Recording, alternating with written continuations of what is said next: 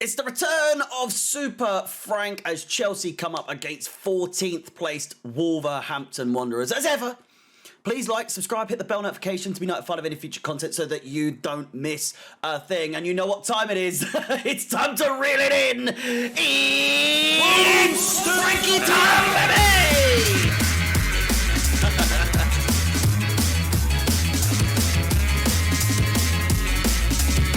You love to see it. You love to see it. Chelsea travel to the Molineux for our first game back under the guidance of Frank Lampard. The team shares a very similar form in their last 10, with the home side actually faring better than the Blues. Wolves with 3 wins in the last 10, 5 losses and 2 draws, including victories over the likes of both Tottenham and Liverpool. Chelsea, however, have won just 2 in the last 10, losing 3 and drawing 5. And if I'm not mistaken, we lost to Tottenham and we drew to Liverpool. With certain parts of the supporters divided, and I would say that there is a larger percentage that are way more in favour of Frank Lampard coming back for what is the remainder of the season. Not for anything further, but one side overjoyed at Frank's return, which personally I'm on that side, and the other side where it's doom and gloom, and you know, we've not even an ounce of thought behind maybe why. Why has Lampard been brought in? For me, it's obvious. It's a short-term dose of dopamine to keep the fans happy. They need to...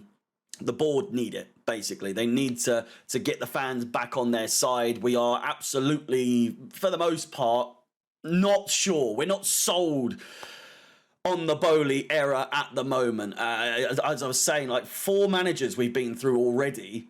And our 4th previous manager in the Roman era before Bowley came in was Mourinho back in 2015. It's been bad to say the least so far. They've lost most, if not all, belief from the fans, no matter how you see this situation with Frank. Again, it's a dopamine hit. Whilst they assess who is the next fit for the permanent manager status. A lot of people are fearful that somehow Lampard can pull off a Champions League triumph and that would, you know, result in him staying. I don't think anyone needs to be concerned by that. And I also don't believe that, well, I don't know, if he wins the Champions League, I feel like he'd be a little bit entitled and more, you know, he'd be entitled to think, maybe I deserve the job. But, you know, Di Matteo, all that sort of stuff. As for this match, the bookies have Chelsea winning this one, with the Wolves win the least likely outcome after a draw. If we win, it won't take us any higher in the table, as both West London rivals are above us. Fulham have a game in hand over us whilst they're on the same points as us, but they're also facing relegation battling West Ham, and Brentford are 4 points in front of us in total. Wolves' home form isn't great. In the last 10, with 4 wins, 6 losses in the last 10, but that doesn't come close. It doesn't come close to how bad we've been on the road, with just 2 wins in our last 10. Most recently was our last win against Leicester, and then before then it was against Aston Villa, if I'm not mistaken. It's a long time ago. I think that was back in October. Team-wise, I'm not going to go through the whole graphic like I usually do, but because I think it's going to stay somewhat the same, with a few differences.